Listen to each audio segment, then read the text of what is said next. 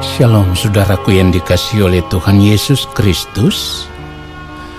Mari kita siapkan hati kita sungguh-sungguh saat ini. Kita akan mendengarkan kebenaran firman Tuhan. Mengawali kebenaran firman Tuhan ini, kita akan mendengarkan satu pujian yang dibawakan oleh pendeta Talita Dodo.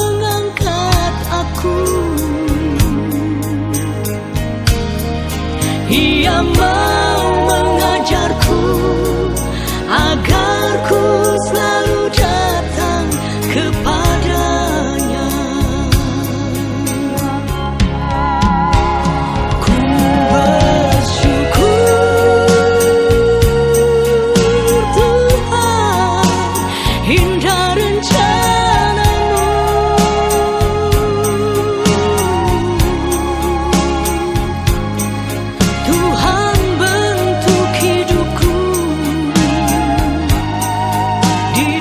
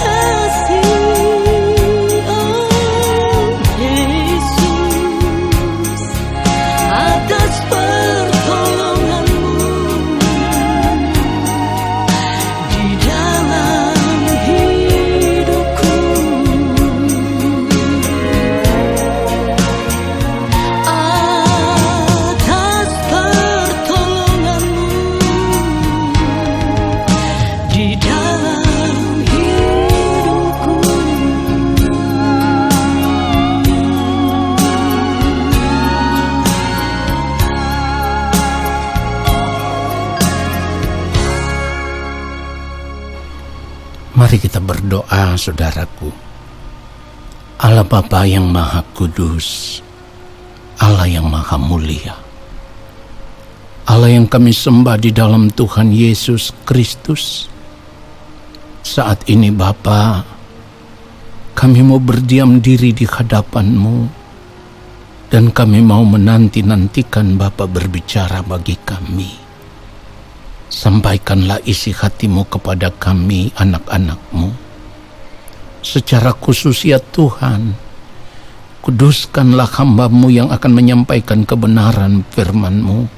Taruhlah hamba-Mu serendah-rendahnya ya Tuhan, supaya di dalam setiap kebenaran firman yang hamba sampaikan, hanya Bapa saja yang dipermuliakan, Bapa saja yang ditinggikan, Bapa saja yang diagungkan. Kiranya Roh Kudus Tuhan mengurapi setiap kami, membuat kami semakin mengerti akan kebenaran firman-Mu ya Allah. Lalu kami mau hidup seturut firman-Mu. Di dalam nama Tuhan Yesus Kristus kami berdoa, dan kami siapkan hati kami untuk menerima kebenaran firman saat ini. Amin. Saudaraku, persoalan hidup akan menjadi tema dari kebenaran firman Tuhan kita saat ini. Manusia pada umumnya selalu beranggapan bahwa persoalan hidup atau pergumulan hidup yang terberat itu adalah persoalan-persoalan yang selalu berhubungan dengan kebutuhan jasmani. Dalam hal ini, di dalam kebutuhan makan, minum, dan pakai, atau masalah-masalah hidup yang berhubungan dengan perkara-perkara duniawi. Saudara yang dikasihi oleh Tuhan Yesus Kristus, sebagai orang percaya, apakah persoalan-persoalan hidup kita yang terberat juga berkaitan dengan persoalan-persoalan hidup makan, minum, dan pakai? Saudaraku, tentu kalau ditanya seperti ini, maka ada begitu banyak orang percaya atau anak-anak Tuhan yang juga akan menjawab ya. Artinya masih banyak anak-anak Tuhan yang selalu melihat persoalan hidup, yang selalu melihat pergumulan hidup.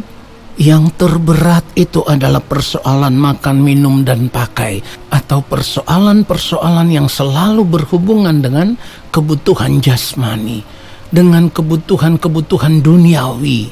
Nah, saudara yang dikasihi oleh Tuhan Yesus Kristus, inilah yang sebenarnya membuat banyak orang lupa ya, bahwa pergumulan hidup yang terberat itu sebenarnya bukan perkara-perkara makan, minum, dan pakai.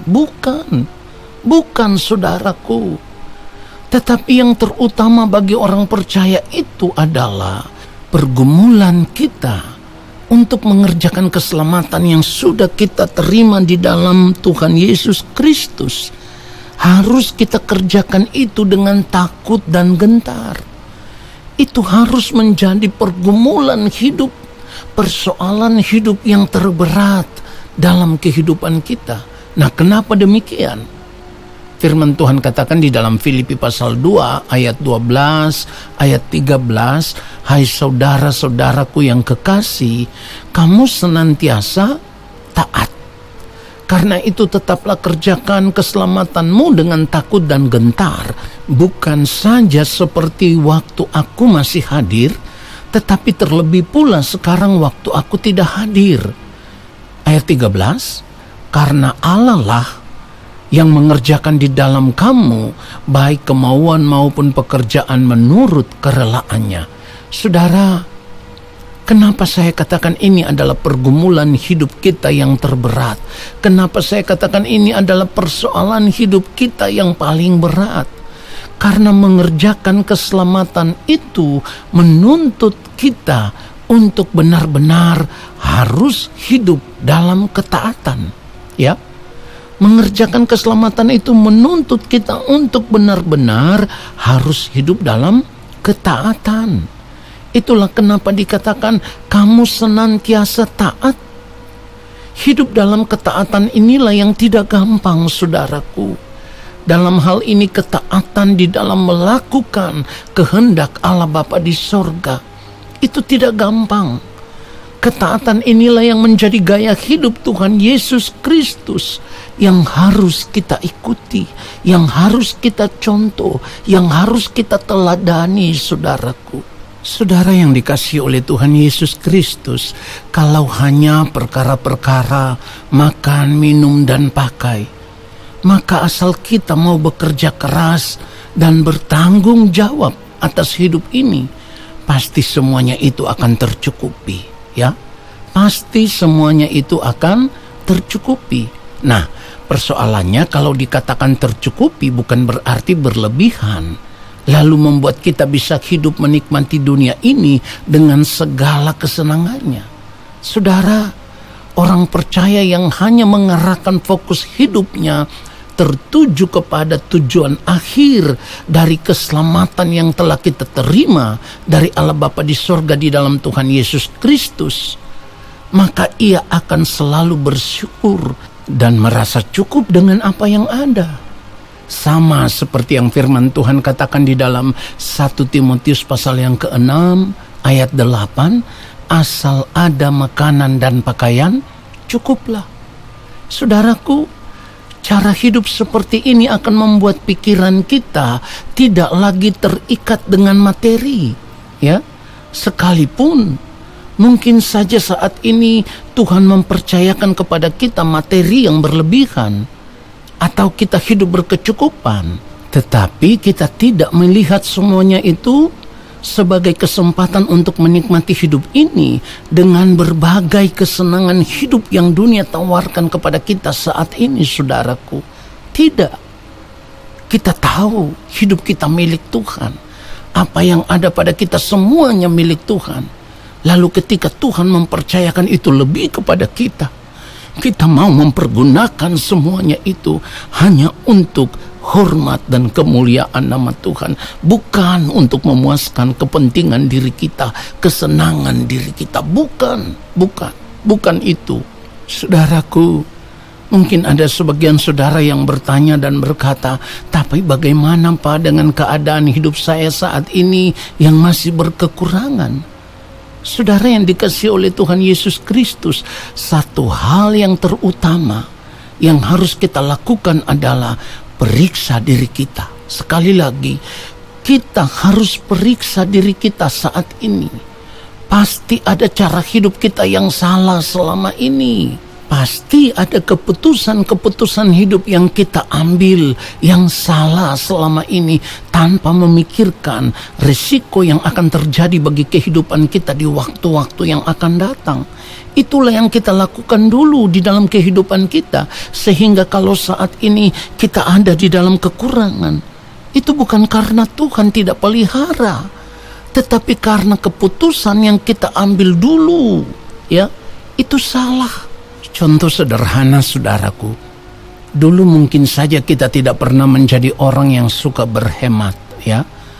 Kalau kita memiliki uang, maka kita mempergunakan uang itu untuk menikmati ini dan itu sesuai keinginan diri kita, tanpa memikirkan bahwa pemborosan itu akan menimbulkan persoalan hidup bagi kehidupan kita di masa yang akan datang. Kalau kita lakukan itu, maka sekarang terjadi dalam kehidupan kita. Saudaraku, kita harus menyadari bahwa keinginan untuk menikmati semua kesenangan hidup dunia, menikmati ini dan itu, apapun itu, ya, sesuai dengan keinginan diri, sesuai dengan hawa nafsu diri kita, pada akhirnya akan menjadikan kita menjadi orang yang cinta uang. Dan inilah yang menjadi bahaya besar bagi kehidupan kita. Sebab pada akhirnya ketika kita tidak punya uang untuk membeli apa yang kita inginkan, maka kita akan berusaha untuk berhutang. Artinya, dengan cara hidup yang demikian kita telah menciptakan persoalan hidup di dalam kehidupan kita. Dan itulah yang kita tuai saat ini. Kalau itu yang dulu kita lakukan. Nah, saudaraku, 1 Timotius pasal yang ke-6 ayat 10, firman Tuhan berkata, karena akar segala kejahatan ialah cinta uang, sebab oleh memburu uanglah beberapa orang telah menyimpang dari iman dan menyiksa dirinya dengan berbagai-bagai duka. Nah, saudara perhatikan itu. Jadi sebenarnya saudaraku, persoalan hidup yang sedang terjadi dalam kehidupan kita saat ini, semuanya itu terjadi karena kita sendiri yang menciptakan persoalan itu. Akibat dari ingin menuruti keinginan diri, ingin menuruti hawa nafsu diri. Padahal firman Tuhan ajarkan kita supaya kita tidak boleh menjadi hamba uang. Ibrani 13 ayat 5. Janganlah kamu menjadi hamba uang dan cukupkanlah dirimu dengan apa yang ada padamu. Karena Allah telah berfirman, aku sekali-kali tidak akan membiarkan engkau dan aku sekali-kali tidak akan meninggalkan engkau. Saudara yang dikasihi oleh Tuhan Yesus Kristus, Tuhan berjanji tidak pernah membiarkan kita. Tuhan berjanji tidak pernah meninggalkan kita. Pertanyaannya sekarang adalah, kenapa kita selalu merasa bahwa Tuhan seperti tidak pernah mau menolong kita ketika kita ada dalam persoalan? Tuhan seperti tidak mau menjawab doa kita ketika kita ada dalam persoalan. Saudaraku, saya harus berkata, jangan pernah mencurigai Tuhan. Dengar baik, jangan pernah mencurigai Tuhan. Kita tidak boleh mengatur Tuhan dengan keinginan kita sendiri, saudaraku. Kalau kita merasa Tuhan seperti tidak mau menolong kita, Tuhan seperti tidak mau menjawab doa kita, pertanyaannya sekarang adalah, apakah Tuhan yang menciptakan persoalan itu? Atau kita sendiri yang menciptakan persoalan itu akibat dari kesalahan kita yang tidak bisa mematikan keinginan diri kita selama ini, yang tidak bisa menguasai hati dan pikiran kita selama ini untuk menikmati dunia ini dengan segala kesenangannya. Saudaraku, orang percaya yang mau sadar dan mengerti akan hal ini tidak akan mudah mempersalahkan Tuhan. Apalagi sampai merasa kecewa terhadap Tuhan atau marah terhadap Tuhan lalu berbalik meninggalkan Tuhan. Saudara yang dikasihi oleh Tuhan Yesus Kristus, mari kita sadar akan hal ini. Mari kita periksa diri kita. Siapakah kita ini sehingga kita selalu bertindak yang tidak patut, ya, bertindak yang tidak hormat terhadap Tuhan dengan cara hidup kita yang selalu melukai Tuhan, yang selalu mengecewakan Tuhan selama ini. Jadi sekali lagi saudaraku, saya harus tekankan bahwa pergumulan hidup kita yang terberat, persoalan hidup kita yang terberat itu bukan masalah makan, minum, dan pakai. Bukan masalah persoalan-persoalan kebutuhan jasmani yang kita persoalkan selama ini. Tetapi pergumulan hidup kita, persoalan hidup kita yang terberat itu adalah mengerjakan keselamatan yang telah kita terima di dalam yang mulia Tuhan kita Yesus Kristus. Sebab tidak gampang, saudaraku. Di dalam mengerjakan keselamatan itu kita harus menjaga sikap, kita harus menjaga perkataan, kita harus menjaga gerak pikiran kita, tindakan kita, perbuatan kita, supaya semuanya itu selaras dengan pikiran dan perasaan Tuhan. Kalau tidak, maka kehidupan kita menjadi tidak berkenan di hadapan Allah. Jadi ini bukan hal yang mudah, saudaraku, sebab berjuang untuk mengerjakan keselamatan dengan takut dan gentar itu akan memaksa kita untuk menjaga hati dan pikiran kita, untuk menjaga seluruh keberadaan hidup kita tetap ada di dalam kesucian kekudusan Allah. Kenapa demikian? Karena Tuhan sendiri berkata, kuduslah kamu sebab aku kudus, ya. Tuhan Yesus juga berkata di dalam Matius pasal yang kelima ayat 48, karena itu haruslah kamu sempurna sama seperti Bapamu yang di sorga adalah sempurna. Nah, saudara perhatikan itu. Bahkan di dalam Ibrani 12 ayat 14 Firman Tuhan juga katakan, berusahalah hidup damai dengan semua orang dan kejarlah kekudusan, sebab tanpa kekudusan tidak seorang pun akan melihat Tuhan. Saudara yang dikasihi oleh Tuhan Yesus Kristus, pada akhirnya di sini kita bisa melihat bahwa tujuan dari pergumulan untuk mengerjakan keselamatan yang sudah Allah berikan kepada kita, yang kita terima di dalam Tuhan Yesus Kristus itu adalah supaya ketika kita berada di balik kematian nanti, saudaraku, pada akhirnya kita bisa berjumpa dengan Bapa di sorga di dalam Tuhan Yesus Kristus, muka dengan muka, ya, di dalam kerajaan Bapa di sorga. Dan kita dilayakkan menjadi anggota keluarga kerajaan Allah dan hidup dalam kemuliaan Allah yang tak terbatas, saudaraku. Jadi saya harus katakan, berhentilah menjadi orang percaya yang cengeng. Berhentilah menjadi orang percaya yang rapuh, yang gampang putus asa. Berhentilah menjadi orang percaya yang egois, yang selalu mempersalahkan Tuhan, sekalipun persoalan hidup yang terjadi itu karena kita yang menciptakannya sendiri. Jadi jangan lagi mempersalahkan Tuhan, tetapi belajarlah saat ini, saudaraku, untuk hidup bertanggung jawab dengan hidup yang kita jalani saat ini, seberat apapun itu. Kita harus terus belajar bergantung kepada Tuhan. Kita harus belajar untuk berharap kepada Tuhan. Kita harus belajar untuk mengakui semua kesalahan hidup yang pernah kita lakukan di hadapan Tuhan. Katakan kepada Tuhan, Bapa, ini kesalahan hidupku sejak dulu. Maafkan hamba, ampunilah hamba ya Bapa di sorga. Dan saat ini hamba mau berjuang untuk menyelesaikan semua persoalan hidup ini dengan penuh tanggung jawab. Kalau kita mau belajar untuk mengakui semua itu, saudaraku, artinya kita mau tetap belajar percaya kepada Bapa di sorga. Kita mau tetap berusaha dan kita mau belajar untuk merubah fokus hidup kita hanya ditujukan kepada Tuhan dan kerajaannya. Cara hidup seperti inilah, saudaraku, yang akan membuat kita menjadi gentar di hadapan Tuhan. Memiliki hati yang takut akan Tuhan secara patut. Dan kita belajar mengasihi Tuhan, mengutamakan Tuhan di atas segala-galanya. Firman Tuhan katakan di dalam Roma 8 ayat 28, kita tahu sekarang bahwa Allah turut bekerja dalam segala sesuatu untuk mendatangkan kebaikan bagi mereka yang mengasihi Dia, yaitu bagi mereka yang terpanggil sesuai dengan rencana Allah.